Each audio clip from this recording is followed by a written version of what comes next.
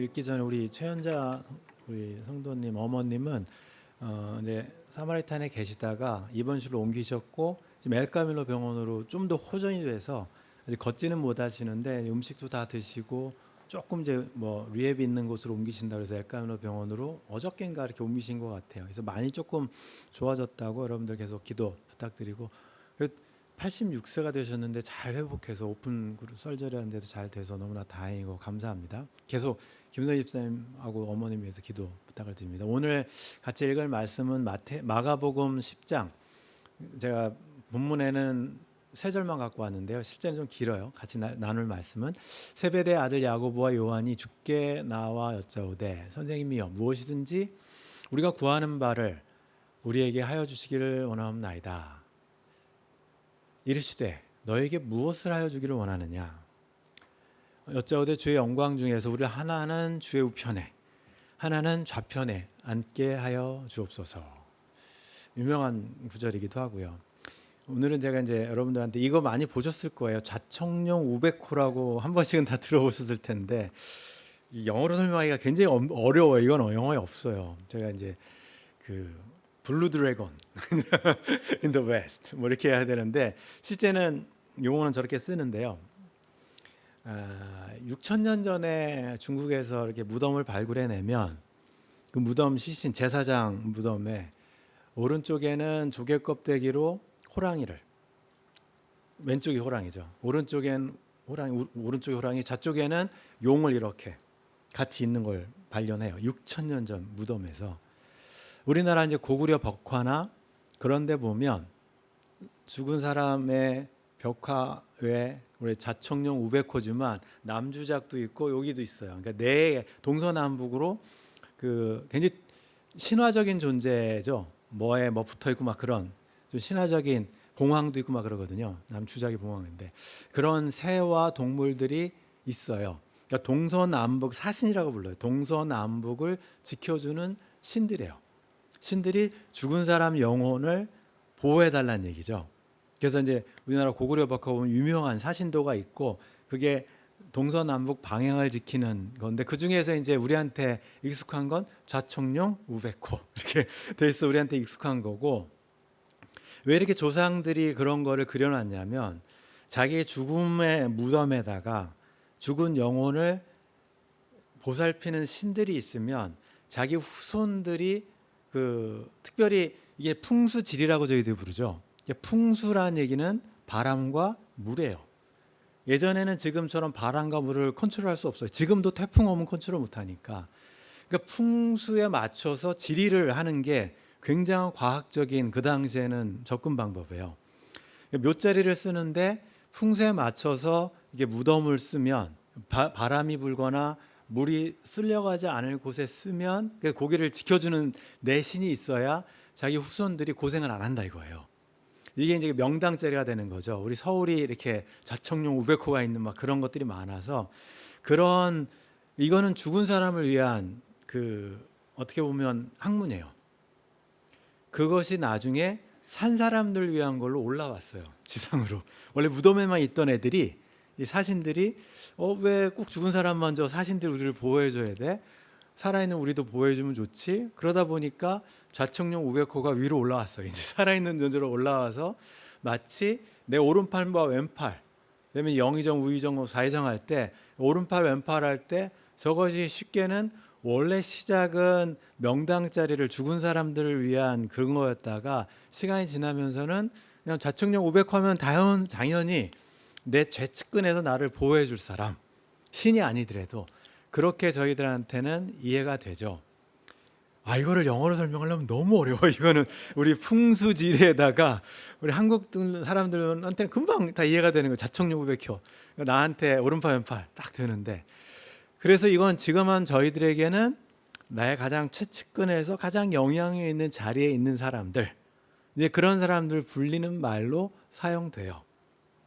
오늘 저희들이 제가 읽어드린 본문에 보면 예수님의 제자들 중에 한 명이 예수님한테 내가 예수님의 좌청룡 우베코가 되고 싶습니다.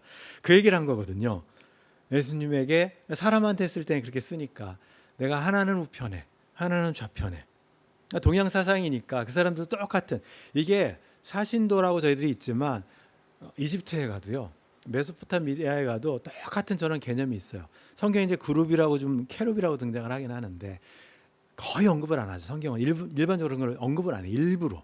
근데 이제 저 이야기가 제자들도 그런 그 문화 속에서 커왔단 말이에요.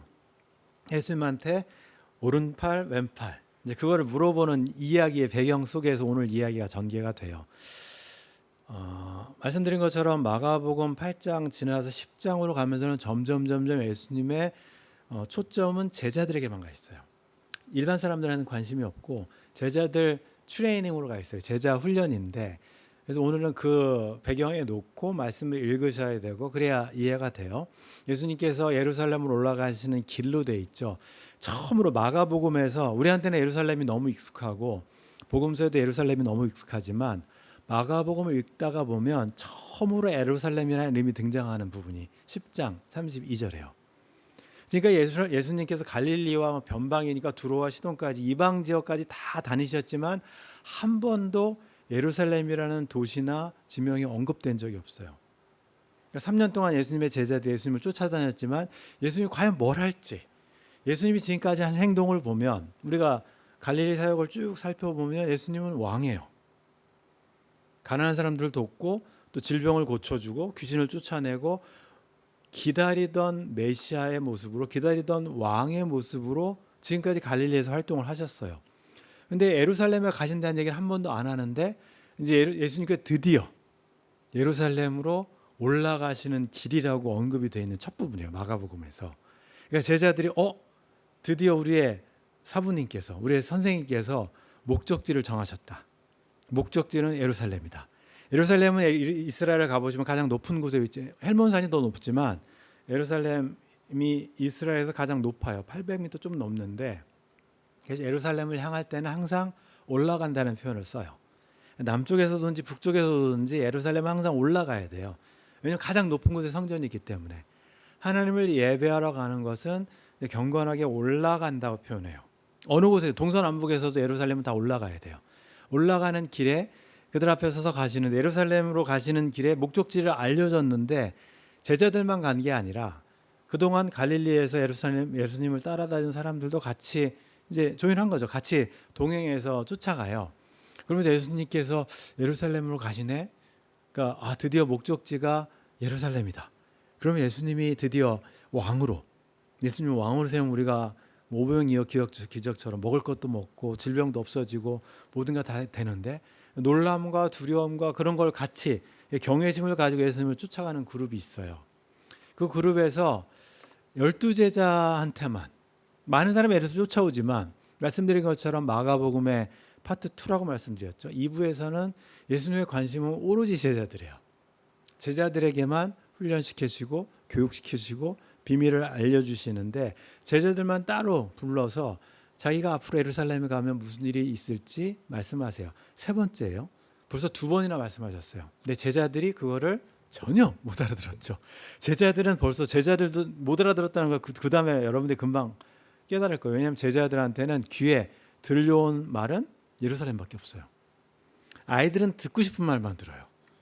뭐 숙제는 안 듣고 밥 먹어만 들어요. 그러니까 숙제는 안 하고 밥만 먹죠. 그리고 제자들도 예루살렘에 꽂힌 거예요. 귀에 예루살렘 왕 그것만 들려요. 지금 우리가 예루살렘 구경해 가라고 하고 예루살렘 가면 뭐가 될까 막 그런 거 있는데, 예수님이 그 제자들에게 무슨 말씀을 하시냐면 예루살렘에 가면 무슨 일이 일어날 거냐면 거기 가면 인자가, 전문 용어죠. 예수님께 자기를 부르는 말씀, 대제사장과 서기관들에 넘겨져서 그들이 예수님을 죽일 거고, 그 다음에 읽어드린 내용을 보면 십자가에서 죽고 사흘 만에 다시 살아날 거다. 그 얘기를 세 번째 말씀하셨어요.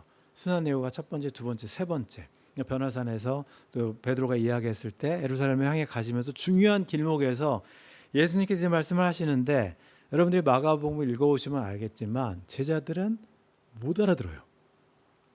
뭔 소리를 하는지. 이제 예루살렘, 서울 간다니까 신났어요. 일단 시골에 살다가 촌에 살다가 서울 간다니까 신나가지고 이 얘기는 뭐 전혀 귀등으로 듣지도 않고 예루살렘 간다는 얘기만 들어요. 관심이 없어요. 예수님이 중요한 얘기를 3번이면 다 한 거거든요. 이제 3번이나 반복을 했지만 예수님의 제자들은 거에 관심이 없고 그냥 관심 있는 건 오로지 예루살렘. 그러니까 그중에 야고보와 요한이죠. 베드로가 수제자로 우리가 알고 있는데 베드로와 안드레, 야고보, 요한 중에서 안드레는 어느새 이유는 모르겠지만 좀 빠져 있어요. 베드로가 지난번에 예수님한테 한번 혼났어요. 베드로는 입 꾹 다물고 있어요. 한번 혼났으니까 사탄아 뒤로 물러가라 그러니까 입 꾹 다물고 있고 그 시간을 노리고 야고보와 요한이 4인방 중에 2명이죠. 그러니까 first come, first serve죠. 먼저 자리를 선점을 해야 돼요. 예루살렘이라는 얘기를 듣자마자 야고보와 요한이 놓치지 않고 이야기하죠. 마태복음에서는 야고보와 요한과 같이 가던 세베대의 아내 야고보와 요한의 엄마가 부탁한 걸로 되어 있어요. 그러니까 치맛바람을 낸 거죠. 그러니까 그 가족이 예수님한테 예루살렘 간다는 얘기를 듣자마자 제일 먼저 예루살렘한테 자리를 선점한 거죠. 우리 아들 2아들 하나는 오른편에 하나는 좌편에 넣어주십시오. 마가복음에서는 야고보와 요한이 선생님한테 부탁을 해요. 뭐라고 부탁하냐면 애들이 이야기하는 거 똑같아요. 내가 얘기하는 거 다 들어줘야 돼. 뭘 얘기해도 무슨 산타클로스야 하나님은. 엄마 아빠는 내가 얘기하는 거 무조건 들어줘야 돼. 조건 없이 무조건이에요. 무엇이든지 우리가 구하는 것을 해주셨으면 좋겠습니다. 예수님이 드러나 보자. 뭘 원하느냐? 심플이죠. 원하는 게 뭐야? 그러니까 여러분들이 부모님이라면 아니면 여러분들이 선생님이라면 아이들이 이때 만약에 물어본 게 굉장히 좀 그래도 마음을 흡족하게 하는 그런 질문이나 그런 거였으면 얘가 많이 컸네. 얘가 많이 성숙했네. 그랬을 거 아니에요. 근데 오늘 저녁 메뉴가 뭐예요? 뭐 그런 거 아이들 입장에서 나오는 거잖아요. 오늘, 내일은 어디 놀러 가요? 뭐 먹으러 갈까요? 그런 아주 어떻게 보면 아주 저차원적인 그런 거 나오면 좀 마음이 좀 상하겠죠.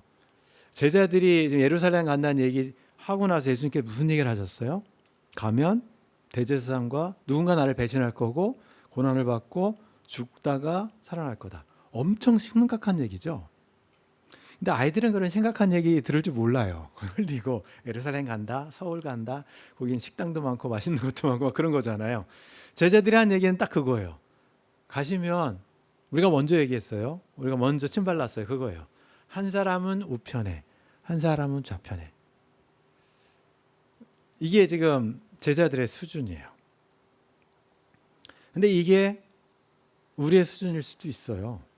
이거 이 사람들 보면서 수준이 저거밖에 안 돼? 여러분들 그러실 수 없어요. 똑같거든요. 우리도. 크리스찬은 딱 2그룹이에요. 예수님을 하나님을 산타크로스로 생각해서 계속 쫄라요. 이거 해주세요. 저거 해주세요. 저거 해주세요. 기도 많이 하는 사람이 있고 한 그룹은 기도 많이 안 하는 그룹이 있어요. 딱 그 2그룹인데 예수님이 이 말을 듣고 뭐라고 하냐면 내가 마시는 잔 내가 받는 침례 이 이야기를 제자들이 들으면서 여전히 오해 속에 듣죠. 뱅퀴시 있나 보다. 가면 예루살렘이니까 좋은 뱅퀴시 있나 보다. 뭘 맛있는 걸 마시고 뭐 침례가 무슨 세레모니가 있나 보다. 그렇잖아요. 왕이 되는데 무슨 특별한 행사가 있나 보다. 제자들은 여전히 그렇게 듣고 있어요. 이거는 마실 수 있으며 그러니까 뱅퀴시에 참여할 수 있다 이거죠. 그 다음에 이걸 하겠느냐 뭐 그런 얘기를 하시는 거예요. 예수님이니까 못 알아듣겠는데 우리는 그 얘기한 게 아닌데 우리가 듣고 싶은 얘기는 우리가 오른쪽과 왼쪽의 자리를 먼저 선점할 수 있습니까? 최측근 자리를 우리가 찾을 수 있습니까? 뭐 국무장관에다 총리 정도 할 수 있습니까? 하나님의 나라에서 그 얘기를 하는데 그거는 그러니까 이 사람들이 듣자마자 할 수 있습니다. 우리 뭐 잔치 참여할 거고 그 정도는 할 수 있습니다. 그건 할 수 있을지 몰라. 하지만 이거는 안 돼. 좌편과 우편에 있는 사람은 내가 줄 것이 아니라 누구를 위하여 준비되었든지 그들이 준비된 사람이 받을 거다. 제자들은 아마 전혀 이해하지 못했을 거예요. 아마 여러분들도 이 말씀, 예수님 말씀 들으면 이해 못 하셨을 수도 있어요. 예수님이 어떤 나라의 잔치에 참여할 수는 있는데 예수님이 영광을 받으시는, 영광이라고 되어 있거든요. 영광을 받으시는 그 시간 그 자리에서 오른편과 왼편에 설 수 있는 사람은 특별한 사람이에요. 선택된 어떤 사람이에요. 그거를 선택할 수는 없어요. 제자들은 그거를 좀 해달라고 하는데 이 이야기를 예수님이 하시니까 제자들이 내가 잔도 받을 수 있고 뭐 침례 그런 행사에도 참여할 수는 있는데 우리 뭐 잘렸네. 다른 사람이 먼저 거기 선점을 했나 보다. 야고보와 요한 입장에서는 베드로가 먼저 찔렀나? 아니면 누가 먼저 그 얘기를 했나? 그 얘기를 하는데 제가 말씀드렸죠. 신앙인들은 딱 두 그룹이라고. 계속 쫄르는 사람, 그리고 쫄르지도 않고 누가 좋은 거 얻으면 시기하는 사람. 기도 안 해놓고 남들이 기도 응답 받으면 그거 갖고 시기 질투하는 사람. 제자들은 딱 두 그룹이에요. 예수님한테 달라고 쫄르는 사람하고 요청도 안 해놓고 그 제자들한테 화내는 사람. 막 싸우는 거죠. 요한과 아마 야고보는 그때부터 밉상돼가지고 아마 예루살렘 갈 때까지 왕따 됐을 거예요. 저기 아웃캐스트 해가지고 이제 얘기도 많고 저 형제들은 말이야 욕심 많아가지고 별명도 천둥의 아들들이잖아요. 천둥 쌈만하고 맨날 왕따 됐을 거예요.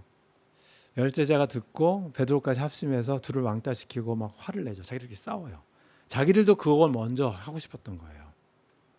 예수님의 우편에 좌편에 안 된 거죠.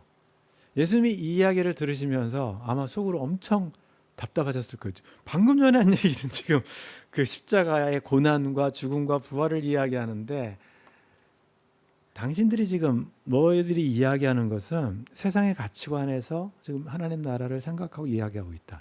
이거는 세상의 집권자들이 세상을 다스리는 자들이 하는 거고 세상을 다스리고 싶어 하는 거예요. 하나님의 나라에서 하나님의 우편과 왼편에서 그 세상에 다스리는 권력자들처럼 마음 놓고 권력을 휘둘르고 싶은 그런 마음이죠. 그렇게 되고 싶은 거지 속을 다 꿰뚫어 보신 거죠. 제자들의 마음을. 근데 하나님의 나라에서의 분명히 벌써 이거 말씀하셨죠. 첫째가 되려고 하면은 꼴찌가 되라. 막내가 되라. 크고 자는 사람은 섬기는 자가 돼야 된다. 서번트가 돼야 되고 슬레이브처럼 그런 사람이 우편과 왼편에 있는 사람이다. 하나님 나라에서는 완전히 역발상이죠. 뒤집어 버리세요. 예수님께서. 그런 사람이 돼야 되는 거다. 으뜸이 되고자 하는 사람은 모든 사람의 종이 되어야 된다. 첫 번째 얘기했을 때 못 알아들었거든요. 그러니까 또 얘기할 수밖에 없어요. 두 번씩 또 얘기해야 돼요. 세 번 얘기해도 못 알아듣고. 예수님의 말씀이 이렇게 이야기되죠. 저희들이 교회 얘기를 좀 해야 되는데 교회 얘기를 이건 좀 안타깝지만 저희들이 교회 얘기를 해야 돼요. 제가 이제 신학교 와서 매년 눈여겨보는 통계 자료가 있어요. 그전에는 안 봤어요. 평신도일 때는 안 봤다가 신학교 오니까 저도 이제 신학교 오니까 이게 교회 일을 해야 되니까 교회 그 기독교 신뢰도 같은 거 한국에서 조사를 많이 하거든요. 이렇게 보아요. 2005년도 신학교 와서 졸업할 때쯤에 봤어요. 봤더니 기독교 신뢰도가 그전에 제가 어렸을 때 기독교 신뢰도가 꽤 좋았었는데 어느 순간에 2005년도의 기록을 보니까 통계가 굉장히 안 좋아요. 그래서 자료는 있는데 로마 카톨릭 천주교하고 불교보다 조금 낮아요. 이게 24%, 32%인데 우리는 20% 조금 안 되는 그 정도 돼요. 2005년도예요. 5년 지나서 2010년에 다시 봤어요. 무섭죠. 이게 성적표 보는 것 같아요. 딱 열었어요. 그랬더니 불교와 카톨릭은 거의 비슷해요. 1% 차이 정도. 근데 기독교는 한 3.6% 떨어졌어요. 17% 돼 있더라고요. 어느새 떨어졌네. 기독교 인구는 줄고 개신교 인구는 불교랑 카톨릭 인구는 좀 늘었어요. 신뢰도는 떨어졌지만 1%. 근데 인원은 늘었어요. 이쪽이 이렇게 수평 이동한 것 같아요. 제가 이제 그걸 매년 보다가 마음이 아파서 못 보고 요즘 거 봤거든요. 올해 통계가 13% 나왔어요. 13%. 예전에 5명 중에 1명이 이제 싫어했는데 지금은 이제 더 안 돼요. 4명 중에 1명도 안 돼요. 이 기독교 신뢰도가 떨어져 있어요. 한국 기독교가. 미국도 별반 다르지 않아요. 미국은 그런 통계는 나오지 않아요. 신뢰도는. 왜냐하면 기독교 그런 워낙 기독교가 많기 때문에. 근데 이제 교회에 대한 그 어떻게 보면 교회 가고 싶으냐 말하는 게 70%에서 지금 45% 정도로 떨어져 있어요. 미국도 굉장히 많이 툭툭 떨어져요. 툭툭 떨어져요. 13%인데 어느 시간 되면 10% 밑으로 떨어질 가능성도 있을 것 같다는 생각이 가끔 들어요. 왜 그럴까?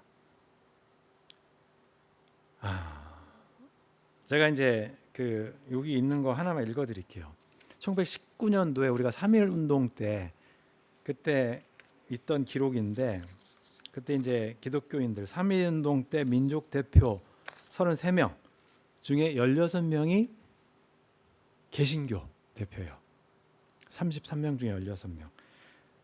운동을 이끈 15명이 그 중에 이제 또 기독교인이 더 있었어요. 33명 빼고도. 그 당시에 개신교 숫자가 20만 명이에요. 한국에서. 천도교라고 해서 천도교 그 건물을 영락교회가 나중에 가져갔는데 줘서 나라에서 천도교라고 있는데 천도교인이 한 300만 정도 돼요. 10배가 넘어요. 기독교가 20만이고 우리가 한 300만 돼요. 10분의 1도 미치지 못해요. 개신교 숫자가. 근데 기독교 개신교 참여자가 3.1운동 할 때 전체 참여자의 23%, 20% 넘어요. 감옥 간 사람이 천도교인보다 훨씬 많았어요. 참여자가 많으니까 어쩔 수밖에 없죠. 그 당시에 개신교 퍼센테이지가 2%가 안 돼요. 우리가 선교학을 이야기할 때 2%가 안 되면 미전도 종독이라고 얘기해요. 1040 윈도우 이야기할 때 2%가 안 되면 미전도 종독이다. 샌프란시스코가 2%가 안 돼요. 미전도 종독이에요. 밀밸리 그쪽은 다. 2%가 안 되면 미전도 종독이라고 불러갖고 선교의 대상 국가인데 1919년도에 한국은 미전도 종족이었어요. 근데 거기에 있었던 개신교 사람들한테 신뢰도는 엄청 높았을 거예요. 나라를 위해서 희생하고, 나라를 위해서 희생한다고 그 사람들이 좋은 점수를 줬을까요? 그렇지는 않았을 거예요. 초대교인들한테 사람들이 칭찬을 받고 하나님을 칭송했더라. 그게 뭐 나라를 위해서, 이스라엘을 위해서 그래서 그랬을까요? 아니에요. 그 당시에 사람들이 살았던 가치관과 전혀 다른 삶을 살았기 때문에 그래요. 예수님이 보여주셨던 그 삶을 살았기 때문에 그 당시 사람들이 기독교에 흠모하는 거예요. 100년 전에 한국 사람들이 개신교라고 그러면 다르게 보는 거예요. 저 사람들은 뭐가 다르다. 근데 지금은 신뢰도가 떨어지나? 지금 제자들이 지금 우리 마가복음을 살펴보면서 던지는 질문, 누가 가장 큰 사람입니까? 누가 가장 큰 명예를 갖습니까? 내가 영원한 생명을 얻으려면 무엇을 해야 합니까? 돈 많은 부자가 와서 젊은 청년이 이야기하죠. 돈 얘기하고 있고, 하나는 오른쪽에, 하나는 왼쪽에 앉게 해주십시오. 권력 얘기하고 있고. 2000년 전에 제자들도 똑같았어요. 예수님을 따라오고 싶은데 이걸 다 포기하기 싫은 거죠. 명예와 돈과 권력을 하나님 나라에서 누리고 싶은데, 근데 예수님의 답은 그건 방법이 없다예요. 하나님 나라에서는 그거는 취급을 안 한다고. 예수님의 답은 계속해서 모든 사람의 꼴찌가 되라. 가진 것을 다 팔아서 사람한테 줘라. 베풀어라. 겸손해라. 그리고 오른쪽 왼쪽 하지 말고 모든 사람의 종으로 섬겨라. 이게 초대교회의 모습이었을 거예요. 그리고 100년 전에 한국 개신교의 모습이었을 거예요. 근데 저희들은 그 모습은 어느새 싹 잊혀져 있고, 성경책에서 이야기하는 하나님의 나라는 잊혀져 있고, 그냥 눈에 보이고 크고 화려하고 막 잘 나가는 그런 것들이 만약에 각인돼 있다면 빨리 버리세요. 빨리. 예수님의 제자가 되는 길은, 이제 우리가 다음 주에 이제 이 10장이 마무리되면서 마가가 예수님의 제자가 되는 길이 무엇인지를 이그젬플로 보여줘요. 다음 주는 아니네요. 다음 주에 피크닉이니까 그 다음 주에 저희들한테 보여줄 텐데, 예수님이 말씀하신 오늘 말씀, 인자가 온 것은, 예수님이 가셨던 길은 섬김을 받으려 함이 아니라 섬기려 하고 자기 목숨을 많은 사람의 대속물로 주려 함이기 때문이기 때문에 섬기라고 그러죠. 저희들이 구약을 지금 아침에 공부하고 있지만 오늘도 말씀드렸어요. 창세기의 족장 이야기에 나오는 하나님의 이야기를 잘 읽어보면 항상 낮은 사람, 성 밖에서 사는 그 사람들이 무시하는 사람, 아브라함과 이삭과 야곱과 또 이집트에서 노예로 사는 사람, 그런 사람들한테 관심을 가지세요. 사라가 아닌 하갈한테, 라헬이 아닌 레아한테. 하나님은 그런 낮은 사람하고 같이 걸으셨어요. 그런 사람에게 하나님이 되어주셨다고요. 하나님이 인간의 몸으로 오셔서 이 땅에 오셔서 섬긴 것도 그 같은 선상이에요. 하나님의 나라는 항상 낮은 곳을 향하고 있는데 왜 우리는 항상 높은 곳, 화려하고 큰 곳, 그건 하나님의 나라가 아니에요. 예수님의 제자가 된다는 것은 예수님과 같은 하나님의 형상을 우리가 봤잖아요. 하나님의 형상이 어디에 그대로 드리워져 있냐면 예수님의 모습에, 인간의 몸으로 오신 하나님의 그대로 나와 있어요. 예수님의 모습이. 예수님이 어떻게 사셨나 보면 하나님이 어떤 분인지 정확하게 알 수 있어요. 하나님이 어떻게 사셨는지를 예수님을 통해서 알고 있으면 그럼 제자들은 나중에 그걸 보고 나서 깨달아요. 요한이 예수님한테 내가 우편에 좌편에 있게 해달라고 처음에 요청했을지 모르지만 예수님의 부활을 경험하고 또 이제 교회 지도자가 되고 나니까 깨달은 거예요. 우리를 위하여 예수님께서, 하나님께서 우리를 위하여 목숨을 버리셨으니 우리가 이로써 하나님의 사랑이 어떤 건지를 깨달았다. 그러면 우리도 형제들을 위해서 마땅히 목숨을 버리는 것이 마땅하지 아니하냐? 이게 천둥의 아들이라고 불렸던 요한의 기록이에요. 완전히 변했죠. 부활하신 예수님을 만나고 나니까 자기가 아마 나중에 얼굴이 엄청 붉어졌을 거예요. 그리고 실제로 십자가에 올라가는 그 두 강도를 보면서 요한은 식겁했을 거예요. 예수님이 그래? 하나는 우편에 하나는 왼편에 해줄게.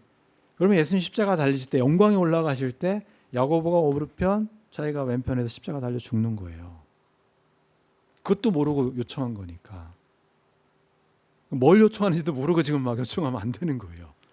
깜짝 놀랐을 거예요, 요한과 야고보는. 근데 나중에 예수님의 그 말씀을 깨닫고 나니까 하나님이 인간의 몸으로 오셔서 하시려는 게 뭔지를 깨닫고 나니까 요한도 자기 글에다가 이렇게 써요. 하나님의 사랑은 이런 사랑인데 우리는 적어도 예수님의 제자라면 말과 혀로만 사랑하지 말고 우리의 행동으로 베풀면서 구제하면서 낮아지면서 섬기면서 사랑해야 될 거 아니냐. 예수님께서 말씀하셨죠. 누구든지 으뜸이 되려고 하면 이게 하나님 나라의 모습이에요. 모든 사람의 종이 되어서 섬겨야 한다. 이게 싫으면 모르겠어요. 하나님 나라에서 여러분들이 어떻게 버티실지. 말재가 되고 꼴찌가 되고 낮고 섬기고 이게 하나님 나라의 규칙이라면 참 받아들이기 쉽지가 않은데 그걸 받아들이셔야 돼요. 그래야 하나님 나라가 보이고 그래야 성경이 이해가 되고 그래야 예수님의 제자가 되는 게 뭔지 그런 사람들이 모여야 하나님이 기뻐하는 공동체가 될 수 있지. 잘못 생각을 가지면 교회가 군림하려고 하고 교회가 권력을 잡으려고 하고 교회가 세상 사람들 위해서 뭘 하려고 자꾸 그러면 결국 세상의 가치관으로는 세상의 가치관과 부딪힐 수밖에 없어요. 세상의 가치관은 하나님 나라의 가치관으로만 상대할 수 있어요. 예수님이 하셨던 방법으로만. 그게 제자의 길이에요. 다음 이제 마가복음 보시면서 그러면 어떤 제자가 진짜 제자인지 다음에 만나는 사람이 바로 이그젠플입니다. 저희들 또 기다리고 마가복음 통해서 예수님의 제자의 모습을 저희들 계속 배워가기를 원합니다. 기도하시겠습니다. 하나님 아버지, 저희들 오늘 마가복음을 통해서 야고보와 요한이 잘 모르고 하나님 나라에서 예수님의 우편과 좌편에 있기를 소원했던 것들을 봅니다. 나중에는 깨닫고 나니까 그 뜻이 무엇인지, 하나님 나라의 큰 자는, 으뜸이 되고자 하는 자는 하나님 나라에서 낮아지고 섬기는 자라는 것을 깨닫게 된 것을 저희들 또 발견하게 됩니다. 하나님, 이 땅에 하나님 나라에 많은 교회들이 있는데 이런 하나님 나라의 가르침들을 온전히 깨닫게 하시고 또 주님의 제자들이라고 저희들이 말하는 사람들이 어떤 길을 가는 것이 예수님의 제자의 길을 가는 것인지를 온전히 깨닫기를 원합니다. 세상의 화려함이 아니라 하나님 나라의 아름다움과 귀함을 저희도 볼 수 있는 영적인 눈들을 열어주셔서 오늘도 한 발 한 발 약하지만 하나님과 동행하는 저희들 될 수 있도록 하나님 저희와 함께하여 주시옵소서. 예수님의 이름으로 기도드립니다. 아멘.